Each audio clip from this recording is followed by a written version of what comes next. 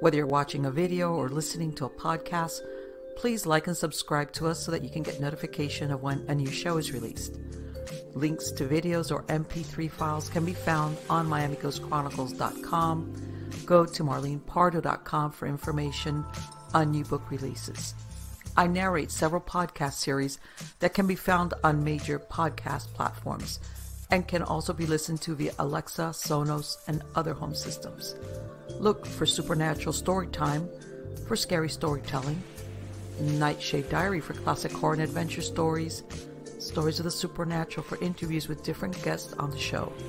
If you want to get noteworthy news about the paranormal world, true crime, conspiracy stories, and anything that is just plain weird, you can visit Strange Than Fiction Stories tab at MiamiGhostChronicles.com or find us on Blogspot. I want to thank you for being part of my audience, and I think you are all wonderful.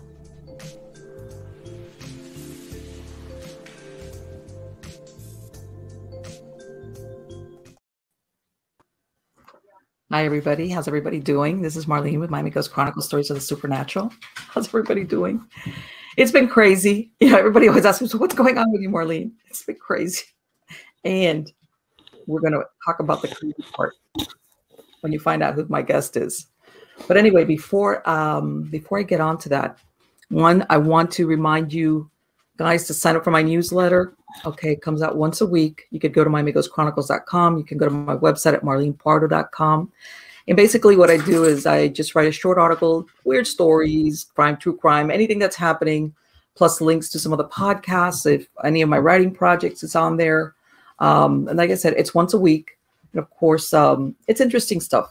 If you're part of my audience, you're going to like it. That's number one. Number two, I wanted to go ahead and speak about my sponsor, Freethinker Projects. Of course, this is a Florida-based company which works with those who need a Florida-based address, whether you're into the nomad lifestyle, the RVers, whatever the case might be, or maybe even now for the holiday seasons, people now are very careful about having things delivered, packages left on their doorstep. They have virtual mailbox service, and they receive your mail and forward it according to what you want, or they will even shred it, whatever you decide. Or if you can even go pick up the packages. They'll hold the packages for you, in other words, if that's what you'd like to do, especially if you think you're going to be ordering a lot of things.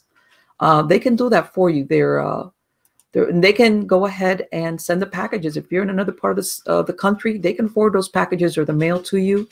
Good thing also, they have online notarization. If you need any type of notarization of paperwork, they can do that online for you.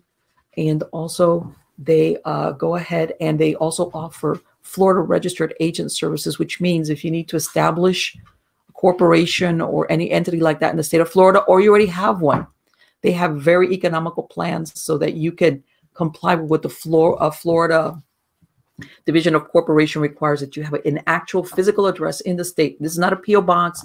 This is not like a regular mailbox type of place. They don't accept that. The registered agent services that they provide covers you, so you could go ahead and register your corporation.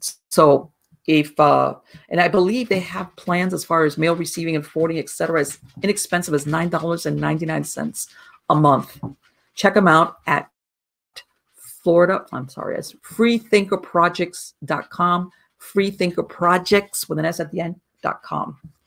Okay, now let's get on to the good part. The good part is the guest I have. This is the first time this gentleman has been on the show, and who we have tonight is Mr. Stan Deyo. He's very well known in circles. God, I've seen him so many times and listened to him on various shows. He's a former Air Force Academy cadet from 1968, former member of Dr. Edward Teller's anti-gravity R&D project in Australia. He's held a top secret security clearance in his work for the Federal Bureau of Investigation. He claimed to have discovered the original Garden of Eden in 2014 and made a documentary about it in 2018. He also claimed to have discovered Atlantis using new maps data from the Scripps Institute. He's been an amateur archaeologist in the Middle East. He knew the real Indy Jones and explored his digs near the Wadi Haqiqa in the Quran, aka Israel. He's also been a TV documentary television host for several years on Tesla, Eye of the Storm, and a series of 3 highly rated shows on Channel 9 in Perth. UFOs Are Here, UFOs Deyo and You, and UFOs Are Back. He is the author of 3 books and 6 scientific papers. And by the way, you'll see throughout the show that I have gone ahead and included some of the book covers. You know, you'll see them across, come across the thing. So those are his books. So how are you doing today, Stan? Doing fine. How are you getting along with all this interference, radio interference with the internet from the sun? Right. This is okay, guys. This is why I was telling him that I wanted, and I don't know if anybody's had the similar experience. I've never had any problem with my internet service. It's pretty decent. It's pretty good, reliable, I guess. How's that? And I want to say maybe for the last 15 days, when I think about it, or at least 10 days, it's been acting up. It's been acting weird. And I've even called my internet provider and I said, is anything going on? They're like, no. And I was like, well, even my my phone service, it just goes off, never comes back. It hiccups, but it never recovers from the hiccup. And I was mentioning it to Stan before we started to record, and he brought something to my attention, which I had heard about in the periphery of, but you never relate that to what you're actually experiencing. And Stan, take it away. What seems to be the source of this? Right now, the sun is in a very unstable state. This is the 25th solar sunspot cycle, which runs about 11.8 years on the average cycle. So we're a couple of years into this one. And I've been predicting for some time that this, even though we're going to have low sunspot count for this season, we're going to have some rather exotic coronal mass ejections and flares from the sun aimed at the Earth. Now, they usually just come out all around the sun somewhere.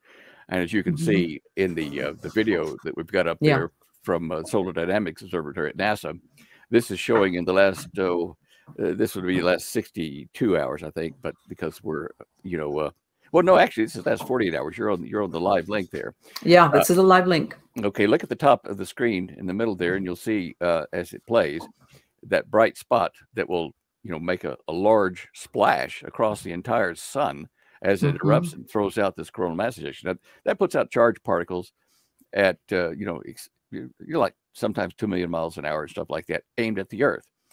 And when these hit our magnetic field, it produces the kind of hot spots of interruption of, interference to radio waves and stuff all over the planet. And certainly on the Earth-facing side, it's more dynamic than others.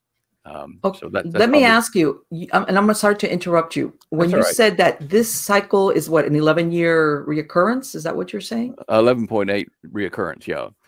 The sun goes through highs and lows of the number of sunspots appearing on both, the north and south hemisphere.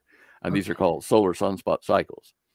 And we've got records of that back to, probably the mid 1600s onwards.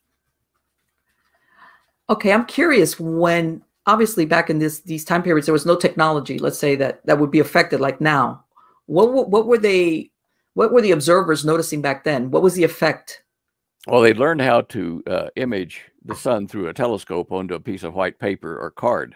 Okay. And they could then magnify that image, by the telescope and with other lenses, and they could see these black spots on the surface of the sun. So they started recording them.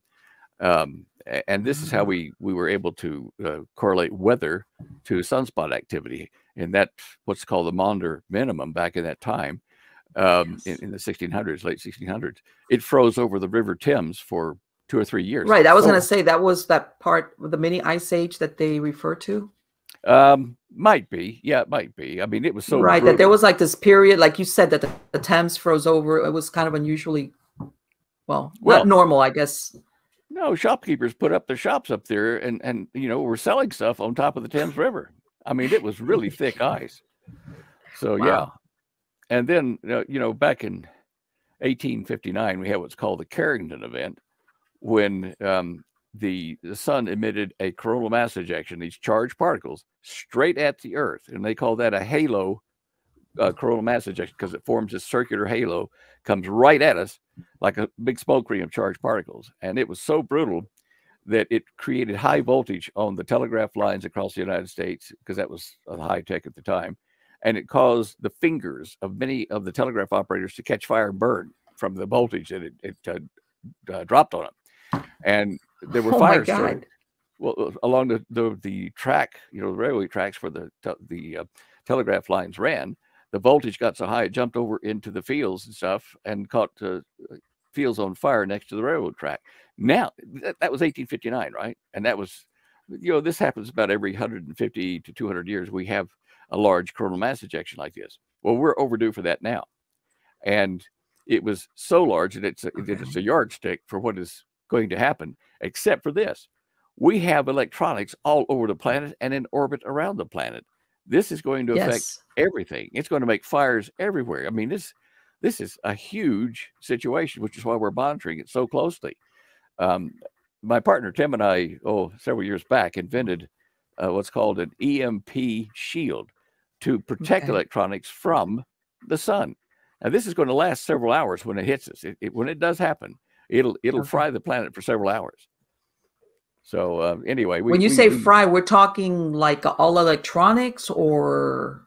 Well, both the electronics and the electrical grid system, which we've become very dependent upon. Right. They'll overload with voltages up to 50,000 volts per square meter. And this is the way they measure that anyway for the EMP, electromagnetic pulse. And this is going to cause arcs all across our, the flyover country where we've got the farms and, wheat crops. It's going to catch fire. And the whole United States will have places where it will arc over and start fires in neighborhoods, even in your house, in your breaker box. I was going to say, basically, it feeds back through electrical lines. Yeah. I mean, it's mighty.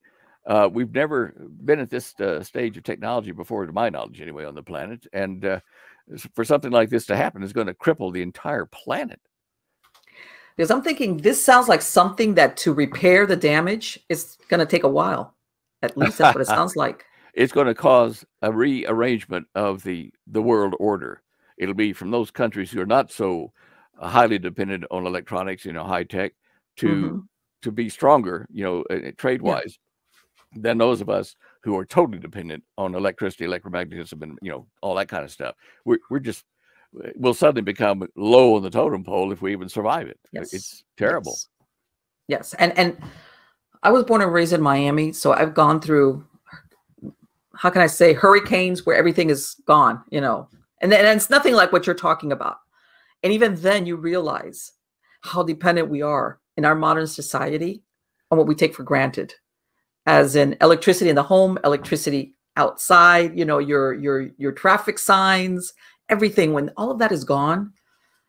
And I mean, I even was living down in South Florida where Andrew came through in '92, it just, and people don't realize.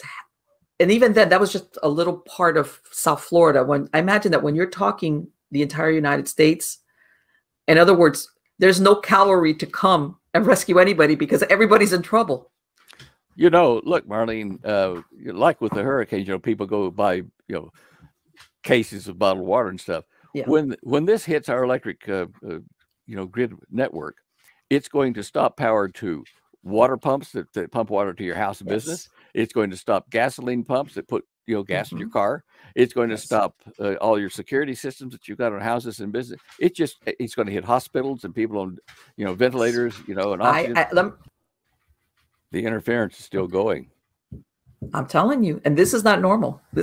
I'm telling everybody. I've been out of this area for over about a year. And I'm not kidding. This last 10 days has been crazy. And I was like, yesterday, as a matter of fact, I spoke to my internet provider and I said, what's going on? And they're like, oh, everything is fine. I'm like, But anyway, let me try this again. After Hurricane Andrew in '92, they made the gas stations put in generators because exactly of what you described, where without electricity, gas stations can't pump gas. The ones that were operating, of course, even though in '92 the use of cellular phones were not that widespread. All right, thank God that Marlene is going to do her editing magic. Yeah. But anyway, to reinforce a point that you were making, Stan, a lot of times we forget what you're describing will be gone for long lengths of time. What that will do to our daily lives across the board, to everybody, you know. Well, yeah, In other words, I want to say there's no, you know, or now they have different, if you have, let's say, an emergency in one part of the country, people ship in their help or whatever they need. Everybody will be in the same boat. Well, you know what? If we blow any of our main transformers that supply power to cities, you know, on the grid, if you blow one of those, and we've got hundreds of them out there, if you blow one of those, it takes 2 to 3 years to have China rebuild it and sell it to us. Oh my God, that's, you must, yeah. You know, how crazy is that? I mean, well, the chip, right now we're suffering through a chip shortage, and that's what stopped the production of automakers using the U.S. plants. But what we're talking here is much worse as far as even fixing the problem to begin with. Well, we get 93% of the world's chips, you know, high grade chips are made in Taiwan. China supplies a lot of the others. And of course, we use these chips from China and Taiwan in our military devices as well as, you know, civilian use. So we're totally at the mercy of the chip suppliers, wherever they are. And that's a scary thought. And China is breathing down the neck of Taiwan to take it over. Yes. And if that happens, I guarantee you, if we have a war between China and Russia and us, we'll lose real quick. I bet. It's almost without just because they cut us off. Yeah, yeah. And I wonder, with all the chips we have purchased in the past and have in our, you know, especially in our military, you know, subs and aircraft and missiles and that kind of stuff, how many of these can be shut off with a command from China that we don't even know about that's in the chips? Well, when was it? The last, about, what was it, 2017, when we had a hurricane, I think it was Maria or Irma. It was Maria that came up through the state. I don't know if you remember the story that a lot of people with electrical cars, and I want to say they were Teslas, but I'm not positive, I don't remember. They found out that the manufacturer went ahead and did something with the chip in the car that let them go further than they originally thought. And all these car owners were like, what do you mean? In other words, the manufacturer had a remote way of affecting how far that electrical car could go. Wow. Yeah, that is spooky. Yeah. When people are trying to leave the state, you know, people that were leaving Florida, like, hey, I'm just going to leave and come back after it's over. Right. And all of a sudden they said, the manufacturer said, we did something like equivalent, I guess, to what, you know, when you do a download of an update or whatever, let's say, and to extend the distance that the car could go on, I guess, on a full charge or whatever. Yeah. And this was like news to the owners. Yeah, they could override that and let the battery discharge further than normal. They have a safety limit that they set, you know, at the factory, but they can override that. And, you know, we've seen television shows based on remote control of your vehicle by other people. So, yeah. Yes. And which is along the lines of what you're describing, that maybe we're going to find out the hard way. Maybe, like you said, something that was being used for years or was implemented years before. Well, let me tell you this. My company, we make the EMP shield over in Kansas at our factory there. And Tim and I, you know, were told by the government, because we deal directly with the Defense Department and Homeland Security and the CIA, but they told us, don't let any of your parts that you need to build the shield for us come from non-American sources. You know, don't depend on China and all that kind of stuff. And so, you know, a couple of years back, we made sure that everything was clean, made in the United States or in our territories for that reason.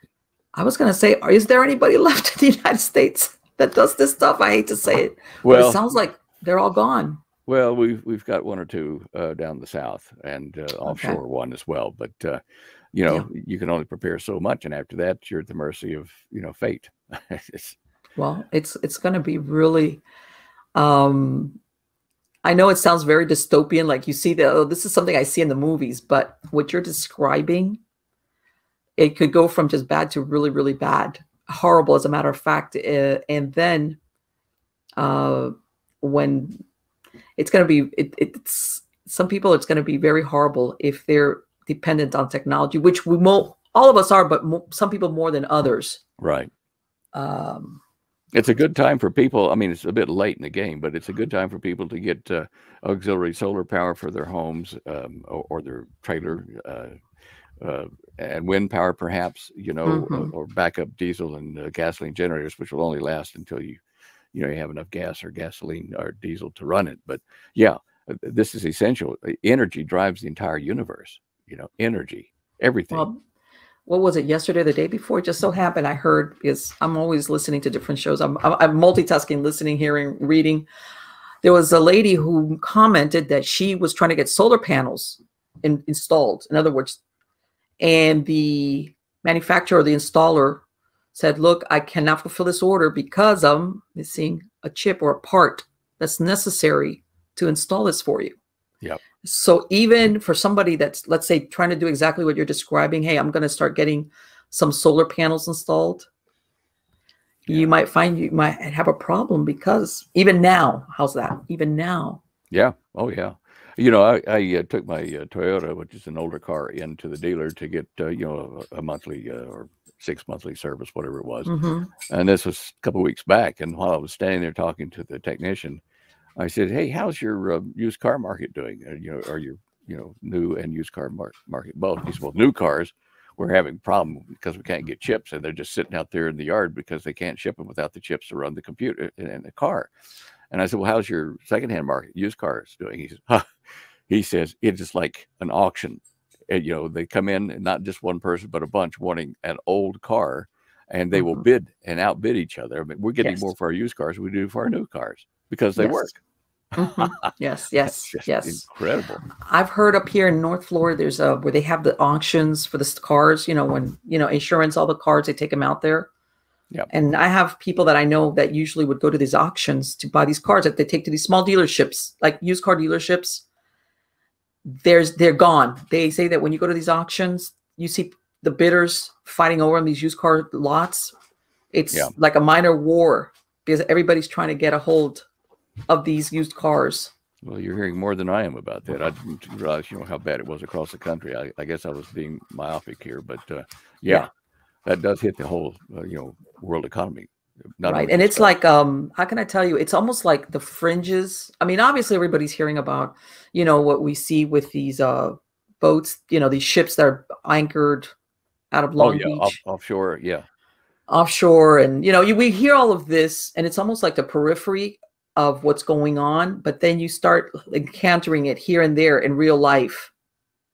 Yeah. And then what you're, you know, and as you get further along, unless something, I don't know, drastic happens, you could see that this is going to affect us more and more and more until somebody's playing a massive chess game, you know, worldwide, but particularly focused on the United States. I truly suspect that the Chinese and the Russians both have artificial intelligence computers. You know, the Chinese just announced they had a quantum computer that was really, really fast with artificial intelligence. Right. And that means it's a computer playing chess, saying, do I hit their energy supplies now, or do I wait, you know, 2 days and then hit their economy another way? And you can see these things happening, and you can't beat it because it is happening so fast. You know, this computer does quadrillion computers, you know, seconds of stuff just before you blink your eye. And they're so massive now, they can track every human being and everything you're doing with all the feeds that they get of every human being on Earth real time. Yes. And that's massive power. Yes. And that's what's attacking us right now, is at the hands of our enemies. Stan, do you think that is there, you know, I've heard of also the shifting of the magnetic poles. Do you think that's actually happening, or is this somebody tweaking stuff? It's actually happening. That takes a lot of energy, and it is happening. It is part of the realigning of our magnetic poles to where they used to be. In about 2345 BC, according to our calculations here in the lab, there was a large meteor that hit the Earth over on the east coast, southeast coast of India. And it was a very shallow angle, about 34 degrees, I think, something like that. And it shoved the whole crust of the Earth into a new position. And you can see the path that the magnetic North Pole made. If you look at Google Earth and go up to the North Pole, where it is now, you'll see a cut, like a jagged tear, from there up to where the North Pole should be. And it's gradually trying to return to that position. And at the same time, it's trying to reverse, to flip-flop, which is rather interesting. Right. I heard something that every 5 years is when they put out, like, basically a map, you know, as far as for the GPS use. But they've had to give it out sooner because it's changed. The GPS locators have shifted because of of these changes in the magnetic, because GPS uses the magnetic fields, basically to guide it. So, and well, not only that, the airports, Florida in particular, on the East Coast there, they've been having to redraw runways to adjust to the new magnetic north. They've had to repaint them. So, yeah. Let me ask you that this thing with the sun, I just thought of this. Would it affect also all these satellites that we've got orbiting? Are they going to go down too? Some of them, they have hardened a number of them because they knew that they would be encountering, shock waves from the solar wind, the plasma wind from the sun. Some that were not protected well enough are aging, may have internal shorting and come down. Right. Start looking for big shooting stars, I guess.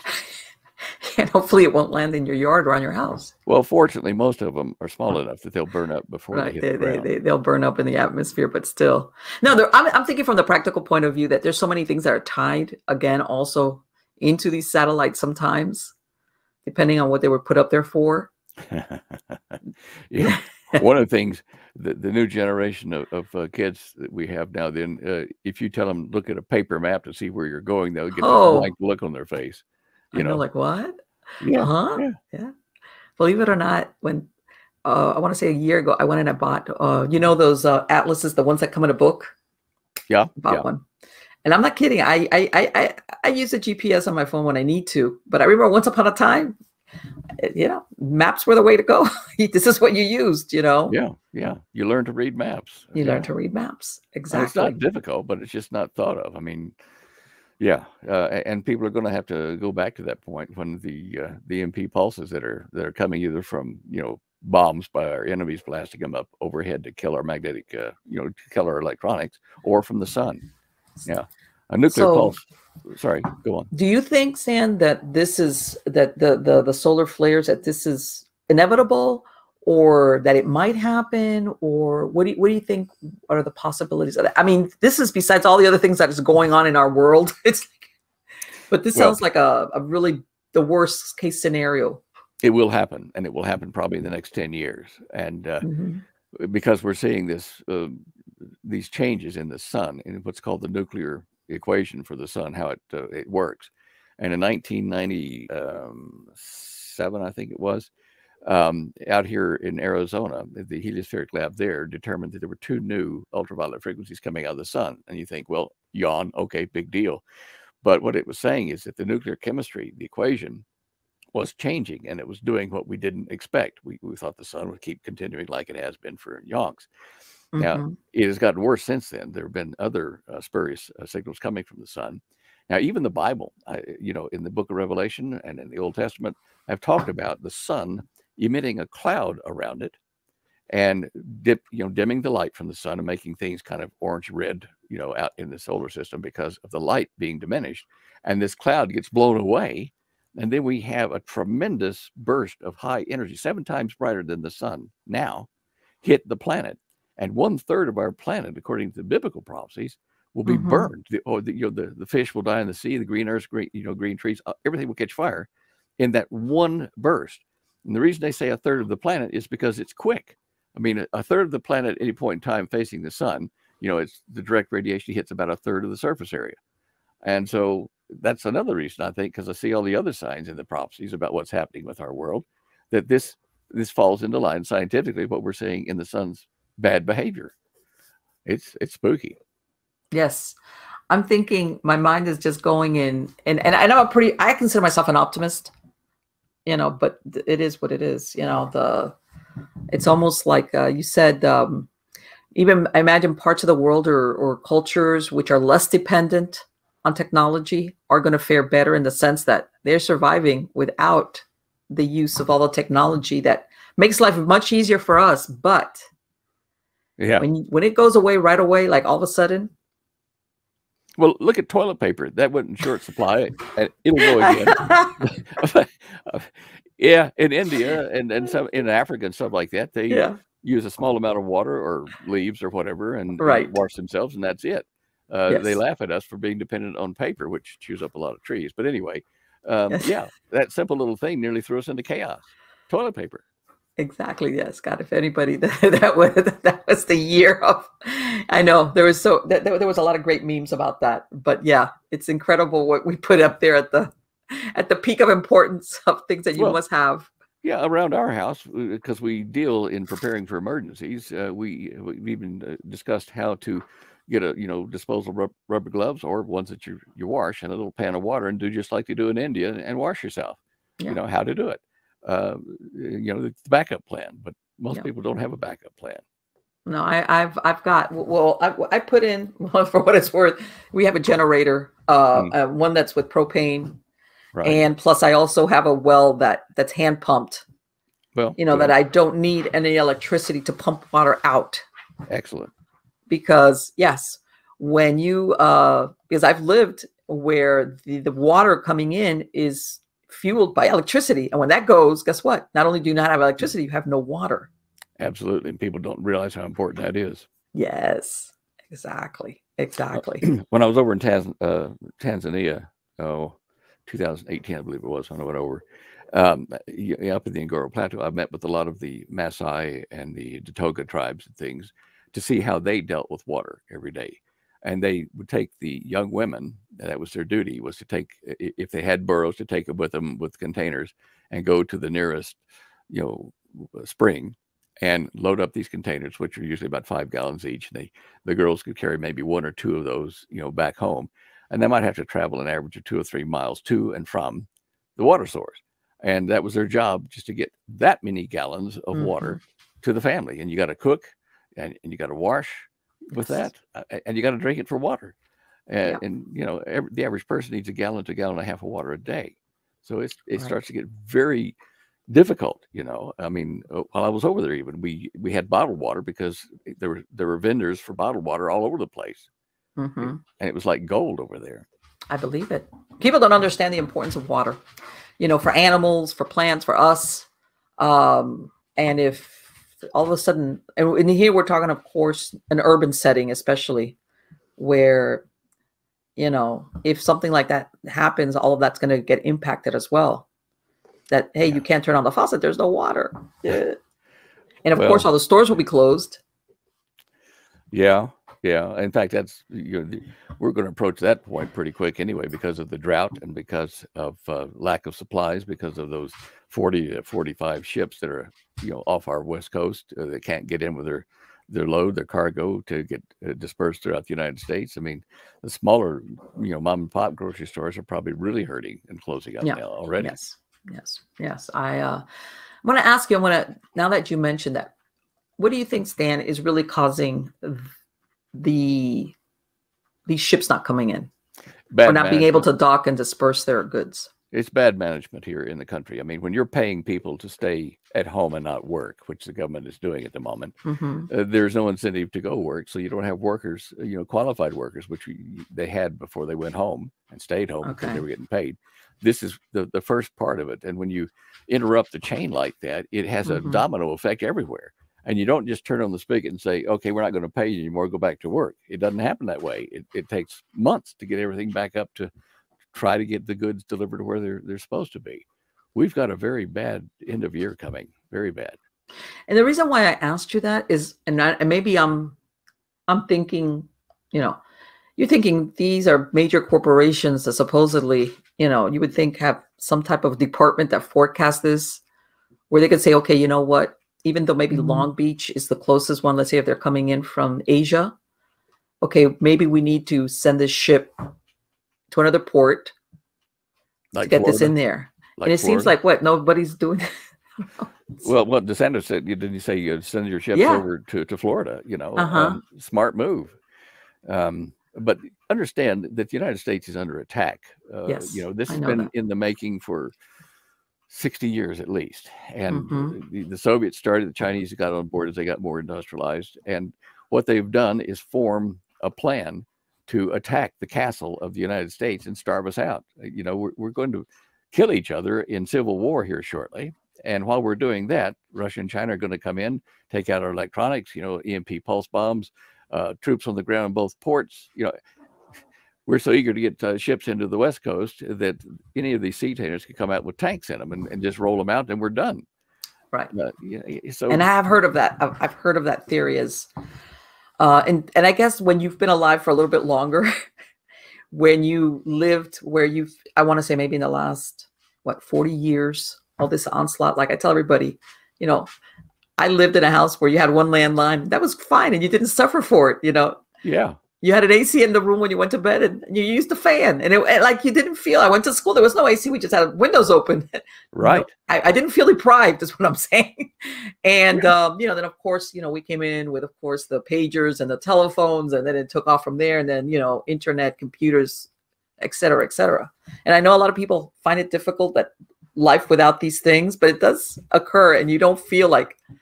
I never felt like, oh, I'm missing out. I lived in a major city, and I just think that I have seen, though, what you're describing as far as, even though it might look like something recent that's occurring as far as what's impacting us, the economy of the country and a lot of other things. I think I agree with you totally that that's been done very slowly and insidiously. In the late 50s, my father and his brothers and their families, and myself, I was old enough to help. We started trying to alert people to what was happening in our education of our seminaries being infiltrated to make God is dead, to into educational system, which is, the next generation, which they were training with bad information. And we've been trying to warn people, publishing books, making lectures. And, for a while you might get 1 million people on board saying, yeah, okay, you're right, we ought to do something. And then they go back to sleep.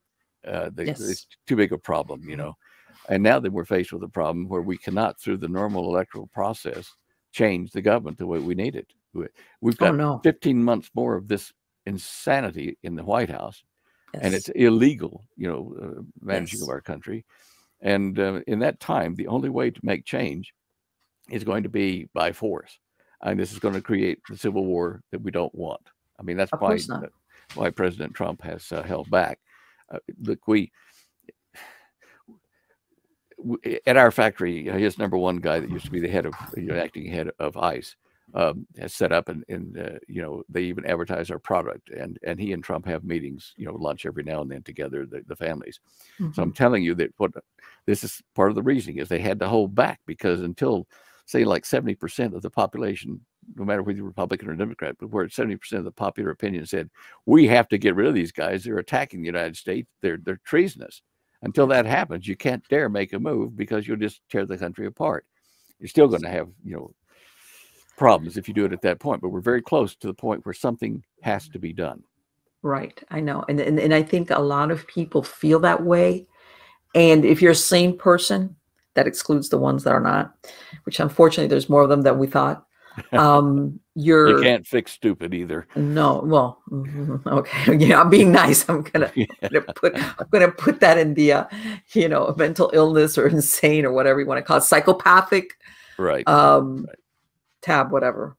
I think that us normal in the sense that, hey, we're not into destruction, we're into creation. We have, everybody is live and let live. I want to say, for lack of a better word, because I tell everybody, I remember where you would, whatever your political beliefs were, whatever religious, everybody was live and let live. You would never, ever disturb. If one of your neighbors had any type of political sign on their yard, you would never hear of anybody absolutely touching that. That was like, hey, this was America. Yeah. Everybody's entitled to have whatever. And it was fine. And it was like, this is the United States I know. Right. And I think I'm not alone. And I think that's why a lot of us are going, huh? I tell everybody, if anybody would have told me back in December of 2019 what was going to come out in the next 18 months, I would have said, no, that's not going to happen. Are you crazy? No. I know. Yeah, right. Talk about a wake-up call. Even here in our neighborhood, they were driving around with trucks and guys jumping out and stealing your signs. That's what I'm saying. I've never. To me, I remember looking at these stories and I'm thinking, that's unrecognizable. What is that? What is that? And that was the norm. How's that? This is the norm of how I grew up in, as far as respect for your other citizens that you live with, even if you didn't like them, even if you didn't agree with them, whatever the case might be. And I want to say that belief bound Americans together. And now I think that a lot of people are, now I think that they're getting over the shock of it. And I agree with you that this is even though it looks recent, it's been, how can I say, a setup for a long time. Education is the main thing. You know, yes. When you put that into the children that become young adults and then middle-aged and they have their children, if you've programmed them for this socialist takeover, they're going to be easy, fair prey. And that's where we are now. I tell everybody, I went through 12 years of Catholic school, 1 through 12. And then, I went to a local college right out when I graduated. And I remember this was 1978. I want to date myself. And I remember I was sitting in one class. I cannot remember. I think it was either a civics class or something, one of these requirements. The professor, and I'm listening to him, and I'm Cuban American. My family's Cuban. So this gives you, I'm listening to him. He says something, the Great Trotsky. And I remember I was writing this. This is the time that you would write your notes. I was like, the Great Trotsky. And I was like, this is 78. Right. And this is a local community college. We're not talking. And he was serious. Like he was great. Yes. Like as in serious, the great. And he was making some point. I forgot the point he was trying to make, but I do remember that he's in the Great Trotsky. And I remember looking up, like I looked at him like, what is he really mean it? And I remember I was like, huh? And I was like, oh. And this was many, many, many years ago. And now then, of course, when we get the thing that happened in the Virginia election where they're saying, look, you're not allowed to tell us what to teach your children. I'm thinking, oh boy, are you behind the times? Yes, exactly. Exactly. And this is my point being that even though now it's gotten more exposure, if you want to call it that, it's been happening, but at a very I don't want to say underground, but under the surface, it's been happening. It's been happening. And I'm going to say for one of my last jobs, I was an investigator for the state, and I'm not going to say which department, but I saw it in a lot of the way things were handled. That I was like, okay, that's weird. It's things that this doesn't sound right, but when you're doing a job, you have to do the job. All right. But there's a part of you that this is not right. This is like, a lot of things. And this was maybe last time around, maybe 8 years ago, something like that. So some of these things that have been occurring have always been swirling in different parts of and like everybody says now, it's in the governments, in the universities, in the entertainment industries. Everywhere. Unbelievable. Yeah. And I'm going to say right now, I'm going to say, because I'm a Catholic, I'm not the most ardent Catholic, but I grew up with this Pope. It's like, what is this, Jesuit? When we get back to what we're talking about, what you were saying as far as what's happening with Jesuits and what their agenda has been. It's very, I look at that and I'm like, oh, okay, well, we know. I knew that from the beginning. Even when he was named as a pope, he was very welcome by the, I remember when he came in, he visited the United States, all the major news channels were like plotting him because he came in instead of a big car, this little car. And I was like, usually they don't pay this much attention when the Pope visits. Like, what is this? And, well, remember there's prophecies in the church. The last Pope would betray the flock. And we're there now, I think. Yeah, well, a lot of people feel betrayed. I'll tell you that much. A lot of look at him, so. And let me I'm gonna segue off a little bit because I know that you've done looked into the field or worked in that field of Atlantis. Right. Okay. Do you think that what happened to Atlantis has anything similar to what we might go through? Do you mean the destruction of it or the way it was? Yeah, organized? The destruction, whether it was technology or an event like this, maybe harsher. I've studied a lot about Atlantis and what we can find in the writings of Plato and some other, adjacent type writings in that period. And apparently they coded their streets with orichalcum metal, and they made eating utensils, plates, and forks and stuff out of this orichalcum, which has a high content of red lead in it, which would have driven them crazy over a period of time. The destruction of Atlantis, there's kind of this lost part of that at the end of the Plato documents. The gods decided to punish Atlanteans from inside the earth. Well, my research has shown that Atlantis is the Saudi peninsula. It used to be separated from Europe by a waterway over in Turkey, and of course the Suez area there as well. But it was an island, and it was destroyed by the impact of a large meteor that caused the Great Flood in the Bible. And this impacted at 2345 BC, as close as we can calculate.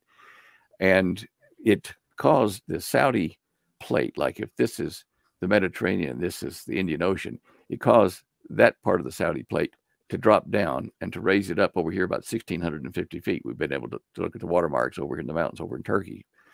And it buried this part here in a lot of sand and stuff. And so when I was doing my research, I did find, oil reports that they couldn't understand where the meteor was that caused this, but they knew that the meteor hit the Indian Ocean somewhere and had thrown a backwash up covering Oman, which was in this part of Saudi Arabia, was 2 miles deep of ocean bottom. And that had hit the thin crust of the planet so hard that it caused the crust to split, to move and to start expanding. The whole planet started to expand from this impact. And in the Chinese and Egyptian, astronomical records, they show that the sun used to rise in the west twice in recorded history, and that was because of the crust being in a different position. Now, you could move the crust of the Earth without as much energy as you'd have to move to shift the whole ball, the core underneath that crust. And recently, in the last 2 years, they've announced publicly that they've found a layer all over the planet underneath the crust, which is kind of a soft, chalky-like rock that acts like a ball bearing, and minor impacts on the skin or the crust of the Earth can cause the skin or the crust to shift greatly. And that was the backwash, and the impact of that is what destroyed Atlantis.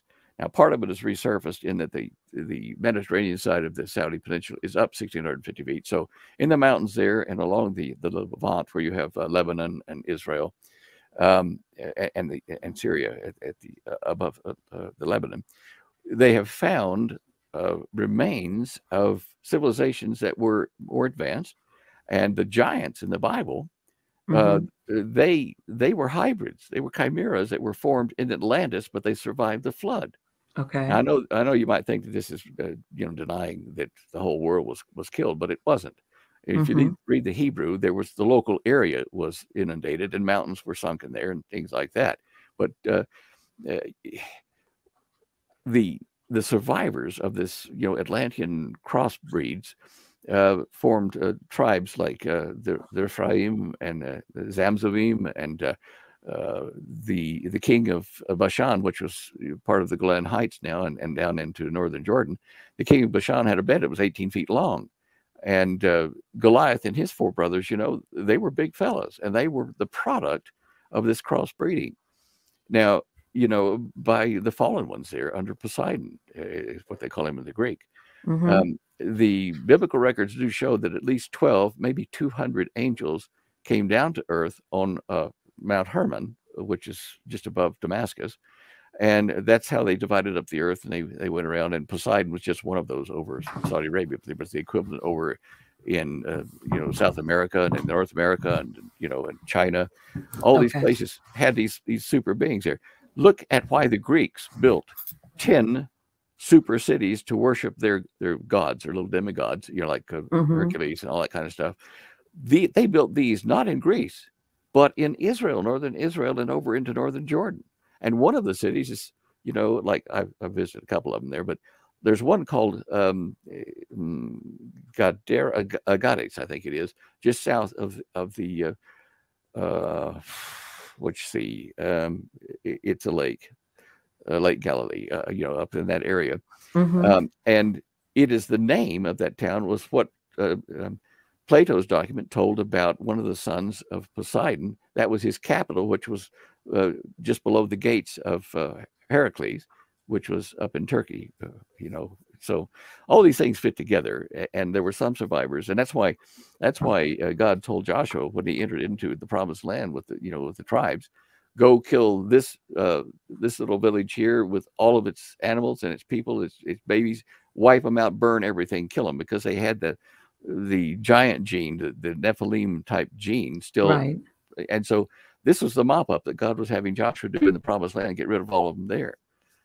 There's just so many things that come into focus once you dig into the Hebrew and put Atlantis there and how they crossbred with our Adamic man. Stan, do you think when we talk about the Nephilim or angels or anything like that, do you think that we're talking about spiritual as in angelic beings, or are we talking extraterrestrial origins? Well, when you say extraterrestrial, off the earth, I'm going to say off planet, not the, you know how we always think of an angel as in angelic part of heaven or God or that. Yeah. And then, then you hear, of course, all that there's that maybe they were being mistaken for gods or whatever. And basically they were extraterrestrials. Well, look at this. The Bible tells you there are at least 3 levels to existence: the upper heaven, middle heaven, lower levels. We're in about a middle level. God's in a level above us in a concentric universe. And the physics may be a bit, eye crossing, but basically we live in the same space, but not at the same time frame as the heavens above us and the Tahom, the uttermost depths beneath us. And there are different energy levels on atoms in each of these levels. Those coming from the upper level, which some of them were cast out and came down and bred with our women, those came down when they came through the gateway, well, I'll just call it a gateway anyway, to our level. They were bright and burning because they weren't being consumed by fire, but they were so energetic, their atoms were coming from the upper levels, that it was very bright, and anything that they touched would either be electrocuted or burned until they discharged this energy. That's why Jesus told Mary in the garden after he arose, "Oh, wait, don't touch me, for I have not yet ascended," because he was being energized to go up, meet the Father, and come back for that 40 days where he met with the disciples and told them where to go. So that's off the earth in that respect, but it exists kind of parallel to us, and we don't realize it. Right. And when people speak of ghosts, which I'm sure you've discussed on your show, when these things come into a room, the room gets cooler. Why? Yes. Because they're at a lower energy level in their atoms. When they come into ours, punch in through the gateway there, they draw energy out of the room. They're like an ice cube coming into the room. And that's why, because the different levels of existence have different densities of energy on the atoms. Right. And the reason why I asked you that is because, you always think of spiritual or angelic beings.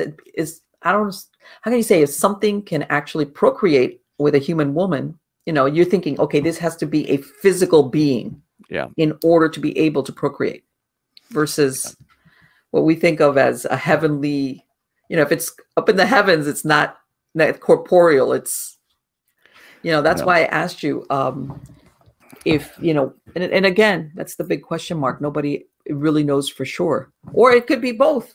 Maybe we had angelic beings, and along the way, let me ask you, what do you think as far as extraterrestrials? Do you think that they have or are among us? Oh, definitely, but not from other planets. I think they're from a parallel dimension above us. They've been cast down because of the war in the heavens. If you read it in the Bible, there was a war in the heavens, and it's ongoing and finishing shortly. And the last battle will be fought here on the earth. And these beings from the upper levels, when they come through the gateway, what do they call that thing? The veil. They call it the veil in the Bible. When they come through the veil, they will materialize as solid here, and they will have knowledge and powers above what we've got. People will be impressed with that. I think this is the last great deception that the Bible speaks of, that Jesus mentioned, that do not be fooled by these coming saying they are, messengers of light, and, they created the Messiah, me, and all that kind of stuff. Don't be fooled by that. And this goes to the extraterrestrial alien UFO concept that we're being fed by Hollywood and books. In the Cosmic Conspiracy book I wrote in '78 and in the last edition in 2010, I explain this great deception at the end of it. beware of the UFOs coming as your elder brothers from space and all this, happy Mm-hmm. times. They're going to get rid of the Illuminati. They're going to get rid of the, the rich bankers and all the bad people on the earth and all the other aliens that are little gray critters that, abduct you and hurt you and that kind of stuff. And people are going to go, oh, hey, they look like us. They're friendly. Great stuff. Let's have a world government under them. And that's what's coming. Paraphrase it very quickly. Let me ask you, do you think that they could use the supposed UFO threat also for the same the means to the end of let's all unite, because of course a lot of times we exchange security for being overly regulated. Well, do you think that they can turn around and use the supposed UFO threat along those lines? Yeah, but when you say the established government, I'm going to say as in, well, let's say, because I tell everybody, you want everybody to unite, make us all humans, as in a UFO threat. And then everybody's like, oh, where that will be the excuse, if you want to call it that, an excuse to, okay, we're going to keep you safe, but in exchange, we're going to have to implement these sets of regulations or laws or whatever you want to call them. Well, yes and no. When you say the existing governments and things you're talking governments, about, I mean, sometimes it's beyond. I don't want to say plural governments or. All right. But if you look at all the governments of the planet, try to pick one which has a system that you trust. I was saying nobody. They're going to get rid of all those. The aliens, the followers are going to come. They're going to appoint their man to run their government of the earth, so that people will say, "Oh, you've gotten rid of all these people that were putting regulations on us. And all. You've got new medicine. All we got to do is just support the new world order and get the mark. And hey, everything's fine. And you'll be okay. Well, you'll be protected. Right. And this is what is happening is that the groundwork is being made for the aliens, quote unquote aliens, to come and save the earth from all of the bad dudes that are controlling the earth at the moment. And people will cheer. I mean, people that don't know any better in the Christian community will say, oh, look, we got rid of all these anti-Christian people here and anti-Jewish and wow, great time. Did you ever see the movie V or the series V in the 70s? Yes, I do. Okay. I do remember that guy put into, movie format what the book of Revelation warns against in this great deception. They were looking like humans, but they were really lizards underneath, underneath the skin. And I found so many parallels in that. I've written to Kenneth Johnson, the author, several times and not gotten a response, but he did a great work in trying to tell the Bible in a secular way, what's coming. Yeah, like a sci-fi series. Yeah. And I think that's what we're going to see here shortly. We're seeing more and more reports on mainstream about UFOs, aliens. That's a first. I mean, usually it's like you're nuts. And yeah, I had started watching that program, the Project Blue Book, and I know it's not entirely accurate. Yeah. But you could see where, when you're looking at it with a certain perspective, where it's leading or it's good entertainment. It's interesting, but where it's heading, what the aim of it is. Yeah. And it's going exactly in the direction that you just described. Yeah. And, once you know the plot, you see it everywhere that this deception is coming through the media, through everything, churches even. And there are going to be a lot of churches that are fooled by this. As I say, unless you're very careful and read the scriptures, and look at current events in light of that, you're going to miss it. You're going to be fooled. Well, I think that what happens, I hate to say it, is that many, many people don't want to see it because they're used to their comforts and how can I say structure and don't want to be challenged. They just want to live this life, their structure. How's that? Yeah. And there's a lot of people like that. It's unfortunate, but it is. And you can't make somebody see something or admit to seeing it if they don't say they're willfully blind. Here's the good news, though. They're willfully blind, and they're going to be frightened when things, happen like that. But the good news is that the Messiah, Jesus, says, "If you believe in me and trust in me, then I will take care of you." And during the tribulation period that's coming, some people will be beheaded and die for their faith, but still you will be saved into an everlasting life with Him. That's the good news. And the even better news is, if you study the scriptures, this theory of the rapture is correct. There will be a time when the believing followers, no matter where they are, will all be caught up into the heavens in like that, a fraction of a second. And that's really, really good news. The good news in the long term is that if you are in this situation on the earth where you're being marked and chased and persecuted, know that God will help you in those times, whether it's in an easy death or whether it's in escaping the persecution, whatever. He's still there caring for us. And, you know, I don't care what religion you are, basically. Yes. As long as you know God and his son, then be encouraged. That's the good news. Right. Yeah. And I think, but like I said, there's a lot of people that it boils down, they don't want to rough it. Yeah. Yeah. That's basically what it boils down to. They don't want to rough it. And I don't get me wrong, I'm into creature comforts. You know, yeah. I'm not gonna say, like I said, I grew up without the air conditioner, and now you take away my AC, and I'm like real wimp. You know, like, oh, it's so hot. I'm not saying like I'm out there roughing it. But if I have to, I have to. I have made plans. I do have a fallback thing. You know, too. Have you ever been camping and slept on a cot?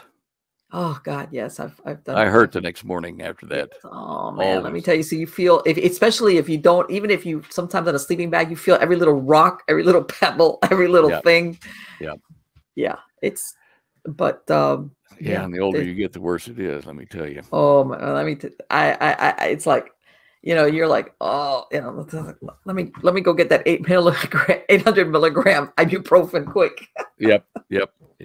It does work. I have a healthy stock of that now, even. So, yeah. Yeah. I've got, you know, but yeah, for anybody that's been alive for a while, you're looking at, you know, if you do this historic, you know, movie in your head about everything, you're like, what is going on? You know, some people don't know any better. If you've been alive for 20 or 25 years, you don't know, you know, how much things have really truly changed. So unless we get help, what happens? You know, the Christians, unless we get help, the new government is going to be so all controlling that you won't be able to have your house and stuff. You won't be able to own things. You won't be able to buy yourself. And we're hoping that we're not here for that. No, let me tell. I tell everybody, even though they you know, if you see the news, you know, you look at the businessmen as far as the restaurants and everything. It was Florida. We dodged the bullet pretty much, but still. But even the local business people here that sometimes employ a couple of people, they're hurt because they don't even have the couple of people to do like little jobs. I mean, it's not just your regular businesses that open. It's trickled down into anybody that's trying to make a living any which way. Yeah. And it's incredible. It's not just regular businesses that opened their doors. It just worked its way down. And even in my community, I tried to give work to local businessmen. Yeah. And, you know, it's yes, we'll try to get out there, or but it might take me 3 weeks to, and it all comes back to that point of origin, which is things that have happened in the last 18 months. Yeah. So yeah, I see that. You have to be blind not to see it. Anyway, Stan, thank you so much for joining me tonight. It has been absolutely wonderful. We could talk about so many things, but it's been a real eye opener. It just dovetails with what's been happening when we talked about what's going on with the sun. And I know a lot of people don't want to think about that happening, but it's a possibility. Well, it is a possibility, and even if it doesn't fully manifest, what we're talking about in Dare to Prepare, you know, Holly's book about preparing for emergencies of various kinds, it's important to prepare your home to weather these things, you know, for energy, for food, water, and that kind of stuff. And the soul side of it, the spirit side, the cosmic conspiracy talks about the UFO deception and what your options are, you know, how to prepare for that. And that's all we've done for, several decades here, is to try to warn people and help them get prepared spiritually and physically. Exactly. And to be more self-sufficient. Yeah. I think there's also sometimes a lack of that because we've gotten used to 911 and that's it. And within 5 minutes, And people can just forget that part. They can just kiss that goodbye. As once they start saying, well, if I do that, but that's not really an option, what am I going to do? Then they start thinking of alternatives. But if they never go down that path in their mind, what if all these things in the infrastructure supposedly of where I live at is not there available to me? Then what do I do? It's like we're living in the Wild West, but now where you're out on the prairie, you know, as a pioneer, and you have to get your food, you have to protect your house against the Indians and whatever else, and against the elements. That's what we're coming to. Yeah, and the nearest fort is a day's ride away. Yeah. Stan, for my podcast listeners, what is your website address? Standeyo.com, STANDEYO.com. Yes. And as everybody knows, I will put a link to your website on the credits of the show. Thank you. And again, I want to thank you so much. It's been absolutely fascinating to speak to you. It's been a good evening. Thank you, Marlene. Take care. Bye-bye. You too. Wow. This has been so interesting. I have loved speaking to him because guess what? He is talking about what's going on right now for us, right this moment. And, you know, like I've said before, you know, a lot of the shows that I bring on when we talk about paranormal and ghosts and UFOs and cryptids, and sometimes I think of it as entertainment, as like, let's, because sometimes reality can be harsh for us. Don't get me wrong. Compared to some of the problems that people in other parts of the world face, it's like first world problems, but regardless, this is our existence. Okay, I'm talking if you live in a modern society, whatever, stressed out for a variety of reasons. And to me, the entertainment is like, you know, sometimes it just gives you a chance to think or listen to other things besides what's going on in the news, and, you know, everything that's going on around us has affected us so much. I want to say like in the last 18 months, besides the usual stuff that we deal with living. But then it's good, you know, to talk to somebody like Stan, because we see this very thing with the sun, you know, the flares and everything, how this has been going on, something that's being measured. That video that I showed, that video is from NASA. NASA is the one that provides that on their website so that you can basically look at it. As a matter of fact, let me see if I can get it over there again. Let me see. Hold on. Here it is. And as you can see by the time lapse at the bottom, okay, it starts around like October 30th, and it, you know, it's going through each day. And you can see even now, you can see that big flare coming up right in the middle and things like that. And these are the things that he's talking about. And I had heard about this before, but not with so much detail. As a matter of fact, you know, I had heard more about, you know, if somebody did something EMT wise, as far as, you know, frying all our electronics, not from the sun, but I'm talking man-made source. You know, and you know, anybody that's listened to me for a while knows that I am in the eternal optimist. I am. And I believe in human beings. But at the same time, I'm going to say we owe it to ourselves to be prepared up to a certain point. And by this, I'm not an alarmist. I'm not. But I think that if anything has become apparent for anybody that's been alive for the last 18 months, is that things can change very, very rapidly and unexpectedly. My point being that and like I said, you know, I grew up in South Florida where we had the hurricanes and you had to prepare, and, you know, I know what it's like to live without electricity, but that was it. It was just a little part of the country, a little, and you knew, you know, like, you know, when hurricane, what was it? Was it Irma Maria came through and I didn't have electricity for over a week? You know, I could go to my son's house and I took a shower there. He had electricity. In other words, I was roughing it, but not that bad. You know, it's not the same as when you have it in your house. But now, can you imagine when there is no neighbor, no family member, nobody from other parts of the country are going to come in and bring in help or supplies or whatever.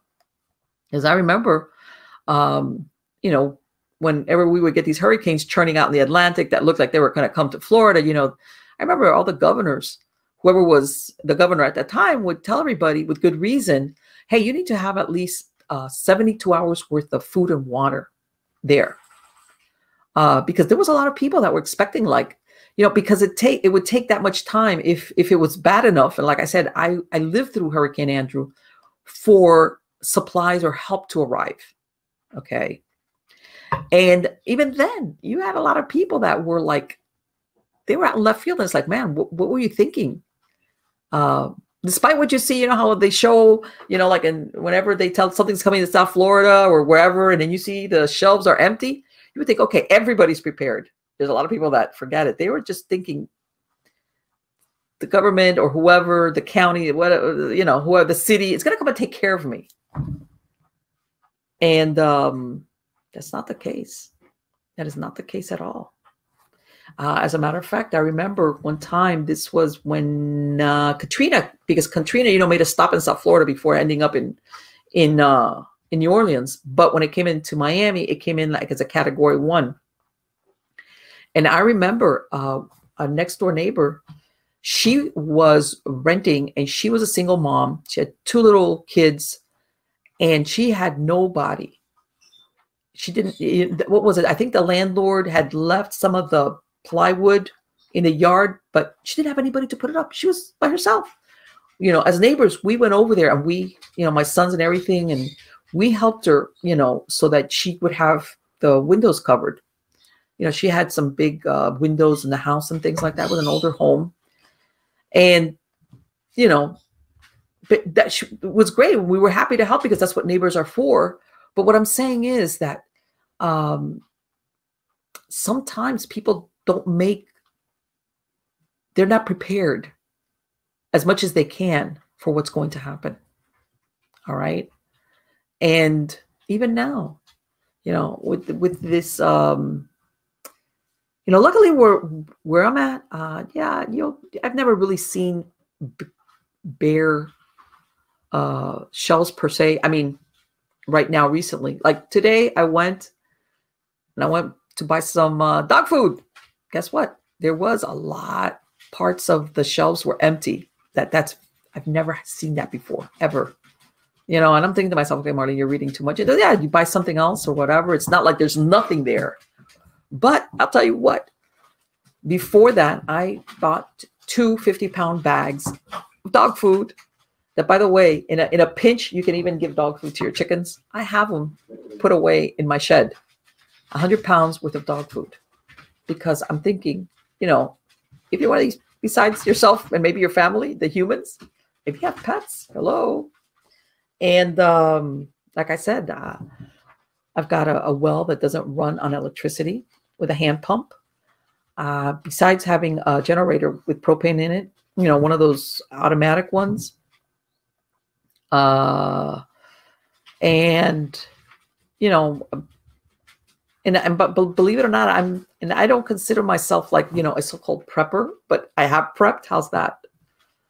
Because it's like, I don't want to, because I've lived through what that's like. And that was on a minimal inconvenience as far as like being, you know, a hurricane. But basically, once you left that area where, let's say, the electricity was down, it wasn't like you were, it was no man's land. But I'm thinking, what if no man's land is everything? All of the U.S. or part of the U.S. And I'm seeing now, and it's like part of me, maybe like I said, before end of night 2019, I said, you know, okay, yeah, but now anything is possible. I don't want to say, no, that's impossible, because right now, a lot of things that before I thought were impossible are possible. And yeah, I have my chickens. Obviously, everybody hears about my chickens, which I would never kill and eat, but still, I get eggs. I've planted fruit trees. We're starting right now. We're going to do some vegetables now for the fall, you know, and even though, because like I said, we've been here barely a year. So basically it's now that we're getting, but all these things are things that in the back of my mind, what's the worst that can happen? that none of this comes to pass, okay, no big deal. Nothing wrong with that. But the alternative, which would be that something or some version of it does happen, at least I've got something to feed us, help a neighbor. You know, I mean, my neighbor across the street, he hunts and he traps. We've already spoken to him. We've already negotiated. As a matter of fact, last Friday, he was going to go pig hunting, and he asked us, hey, do you guys want a pig? And I was like, John, you know, my freezer's full. You need to tell me this ahead of time, you know. But my point being that the preparedness is not only just like stocking up or making sure, hey, I've got a source of water or this or that, you know, I've stocked up on some aspirin, you know, things like that, like pain relievers. You talk to your neighbors. You know, what can we do for each other that in a squeeze will help us? You know, I know all my neighbors around here. We've all talked. We all have each other's phone numbers. I mean, this is a more rural area. But I'll tell you what, I want to use the example of Andrew. And Andrew, when people were looting and there was no electricity, and like I said, you would go out at night and all you would hear is the hum of all these generators. They were people that, let's say in some of these developments, you know, they would have people that were basically walking around the development, making sure that there were no looters. Like neighbors got together and they went and they basically assigned from the people that were still there guard duty to make sure that nothing was being looted, because some people were able to stay in their houses, others couldn't. And it was really funny because you had one house that was damaged but livable, and then right next to it, it was a house that was, for all intents and purposes, flat. It was gone. So, or that it was okay, but you couldn't live in it, and people, what little was left. My point being that part of it is, and you know, you think I'm going to go into the psych part of this. Believe it or not, even though there's a lot of people that say they don't want to pay attention to this part. They think that that's a great idea for a movie. In the back of their mind, I hate to say it because that's what I like. I'm a subconscious behaviorist. That fear is working in the back of your head, even if you're in denial that it could ever happen or get like that. And to me personally, when you've made some effort or some preparation, whatever it might be, it kind of relieves you, because in the back of your mind that you have that if this happens, if this happens. Okay, you can deny it, but it's still there. In your subconscious mind, it is. When you do some type of preparation, or you think, okay, if this happens, I'm going to do this. If that happens, I'm going to do this. What can I do within my realm of possibility of what I can do, little by little, or whatever the case might be. Everybody's different depending on your circumstances, where you live, etc. It does something for you. Okay, it makes you feel better. Because you know, okay, I've got a plan. Because it's a plan. It might not be the best plan, but it's a plan. And by the way, it's not something that I said, okay, I can do this in a weekend. This is not the weekend project. I'm going to do my preparedness for, you know, end of the world or whatever, you know, no electricity or whatever. God, there's a multitude of things that we've been told that could happen. No, I've been doing it little by little. Hey, let's get this. Hey, let's do that. Hey, let's get some fruit trees. We've planted them. We know that was one of the first things that we did when the springtime came, because out here, you know, we have to be careful, like, again, because of, you know, when if anything drops below freezing. It was this conscious effort little by little where you do this and you do that. And like I said, it's not a weekend project, but at some point you got to start. And I could say personally, and I think a lot of people will feel this way, that you feel better knowing, you know what, because and I could say again, this is from proper experience. When something like this happens, whether the electricity is wiped out, you know, the stores are closed, things like that, the last place you want to be is on the streets. Okay, because I was there, you know, in well, last times, you know, even when none of your traffic lights work, none of them. All right. So you got to do that 4-way stop sign thing. There's a lot of crazy people out there, almost near access. It was like the last place you want to be is on the street. What you want is to be home and stay home and figure it out. Like I said, I was cooking breakfast for my kids on the gas barbecue outside. I was cooking for them, you know, and this is how we got through. And that was it. And that's the way I think of it. You know, it could be from minor inconvenience to a couple of days without electricity to something like what Stan was describing, where everything that we live with that we don't even think about, as in flipping a switch, whether it's for electricity, for water, for temperature control. Remember, I mean, look what happened with Texas recently. It wasn't the summer, it was the winter. And I'm telling you right now, if everybody thinks about fire, you can go through wood, as in for fire, really quick. All right. And where's your source? If you're, I mean, I don't have to worry about being blanketed by snow where I'm here, but it could get cold. Really, it drops down into the 20s here. No snow, but really, really cold. Okay. All those things that we take, like, that's it. None of that. No communications. No, it's exactly like what he described. Think of yourself out in the Wild West. Let's take the romanticism out of it. Let's take away the Hollywood version of the Old West. You know, that doesn't exist anymore. Let's look at the reality of life out there at that time. Frontier, little law, if any. Medical, something you're lucky if you had somebody that had some type of medical knowledge, like the doc. Okay, but of course, no 911, whether it's for police or for first responders, doesn't exist. Same thing with fires. It was up to the neighbors, bucket, put out the fire. Same thing. A cut that wasn't properly cleaned could kill you. Same thing with diseases of any type. You know, without the medicines that you could get, you know, measles, you know, chicken pox, all the stuff that, you know, that now we haven't feared for a long time. All those things, you would have to deal with them. You would have to deal with it for yourself and for your family.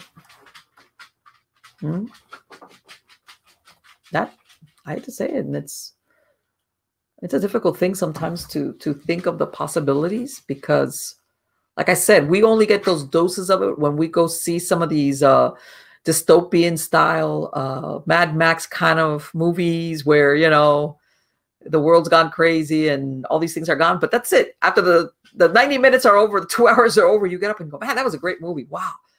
Can you imagine? Oh, that's so exciting. Yeah. Yeah, sure. Unless you're living that. Unless this is your world from then on. Not for 90 minutes or 2 hours. Right? You have to think of it that way. You can hope for the best and prepare for the worst. And I know that sounds very trite and overused, but sometimes that's the way you have to look at it. Because otherwise, you kind of like are in denial. And you know what? Sometimes when we're in denial about certain things, the consequences are minor. Maybe it's like, oh, I should have thought of that. You know, I was in denial. I really didn't think that. Okay, well, I'll know next time. Not what we're talking about here. Being in denial about this, what's going on, the consequences of being in denial are much more terrible than other stuff that you can either procrastinate about, be in denial about. The consequences of this are more severe, much more severe. And it's going to be one of those things that wishing it away, it's not, that's just not it. In other words, this is, and here we drum roll, It's going to require that we are adults, because that's what a child does. A child doesn't, wishes things away, wants to do the magical thinking thing. Either if I don't look at it, or when the kid puts the covers over them, thinking this is like the fort, the monster can't get me, nobody can get me, I'm invisible because I'm under the cover. A child thinks that way. But as an adult, you know perfectly well that all you've got is a sheet. Hello. So basically what it's going to require from all of us is that we are true adults in the full extent of that word, especially if we have family that depend on us, children or elderly, that depend on the decisions that we make beforehand. It's called responsibility. Yeah, the R word. It's responsibility towards yourselves, for yourselves. And I think that, how can I say, part of our technology and also just our world has allowed us to escape responsibility for ourselves, because there's always somebody to call for help, or, I didn't know, that kind of thing. And it's like, yeah, the sooner you start taking responsibility for yourself in the fullest extent, and your surroundings as much as you can. I'm not telling you, there's certain things that you have no control over. I'm not saying that, let's not get carried away here, but the better off you'll be one way or the other. Okay, whether any of this comes to pass or not, I want to say there's a part of you that grows, and by this, I don't care what age you are, that grows. And when you know that there's a certain level of self-sufficiency that you've achieved or you're prepared for, or that you're willing to confront, there's a part of you that grows, that lessens the fear. Because once you master something, or at least you're prepared to handle it, there's a part of you that fear goes away. But if you try to dodge it, that fear kind of chases you around like a puppy. Okay, I'm going to get off my soapbox now. Guys, I hope you like this video with and the audio with the podcast with Stan Deyo. I went on his website. He's got so many interesting things to talk about, and I'm hoping he'll come back on the show so we could talk about them, because things are rapidly changing, and I mean across the board in so many different things. And let's see what happens. I've got, again, I'm going to have a link to his website on the credits of the show. And again, I've got so many great guests coming on. I've got a lot, either like returning guests, new guests. Like I've said before, if you have any suggestions for subjects or guests that you would like me to bring on the show, please send me an email at marlene@miamighostchronicles.com. Or you can visit my webpage at marlenepardo.com. On all my websites, I have email links, by the way, if you want to send me an email. And again, I want to remind you, if you want to listen to any of the podcast versions of the show, you could go to the websites, and I have a link, because I have all these MP3 files accessible from my website without commercial interruption. I have linked to the different podcast platforms, but if you want to listen to it without interruptions, I have links to each of the shows. And you can listen to it from the browser or download the MP3 file. Any way you want to listen to it, please go to MiamiGhostChronicles.com, MarlenePardo.com, or the other two series, NightshadeDiary.com or SupernaturalStorytime.com.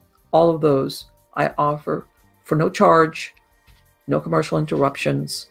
Just go to the website and you can download them. Again, thank you so much for being part of my audience. You are all wonderful. And I will be seeing you soon, next week. Time flies when you're having fun. And of course, I always have fun with you guys. Take care.